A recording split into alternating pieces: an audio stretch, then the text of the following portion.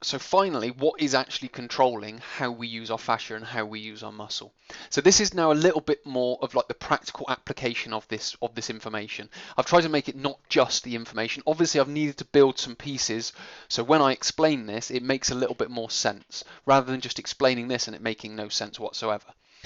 So what we have here is how to lift with fascia is to control your lumbar spine. Now, how we control the lumbar spine is by reducing the lordotic curve. So if we look at this top picture here, now in every spine there is a lordotic curve at the lumbar spine. It's the inward curve of the spine. So if we get our lordosis, which is the condition where we get an excessive curvature, which is what this would look like. So this would be lordosis because it's an excessive curvature of the lumbar spine. What this does is this activates muscles and shuts down fascia. So what if this person was then to lift, they would be very active on the muscular side and less active on the fascial side. So what we need to be able to do is reduce this lordotic curve. Now, how we do that is by squeezing the hip. So we would be, for instance, if we're talking about the squat or the deadlift, is we would be upright. What we would then do is we would then posteriorly tilt the pelvis. You can do this by squeezing your glute muscles together. That posteriorly rotates the pelvis and starts to flatten that curve. Now, I don't recommend having a completely flat back, but what I do recommend is reducing that lordotic curve. So that inward curve.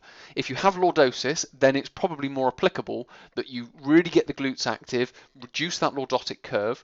Then what we're able to do if we're deadlifting is we then drop down to the bar with that posteriorly rotated pelvis and that slightly flattened back. When we're squatting, obviously, what we would do is we would go approach the bar. We would get the bar on either the shoulders for a front squat or the back for a back squat. What we would then do is obviously walk back a couple of paces. We would squeeze the hips, posteriorly rotate the pelvis, reduce the lordotic curve in the back, and then we would go through the squat, through the deadlift, or even through the swing if we're using kettlebells. So what we are trying to avoid is that initial movement. So when we are about to go into a squat, about to go into a deadlift, that initial movement of anteriorly rotating the pelvis. Because when we do that, we overactivate the muscles, we unoptimize, if you will, or become less efficient at squatting, deadlifting, and swinging. Especially if we're going into Olympic lifts, we're also minimizing how efficiently we can lift that weight from the floor, or flick that weight from the floor, if you will, relax the muscles, drop under it, and then obviously front squat the bar up and then jerk up over the head if that's what we're doing. Okay, so hopefully this has been helpful. Hopefully it's either reinforced what you already know, or it's helped you learn something, or even some reasoning behind doing why you're doing what you're doing.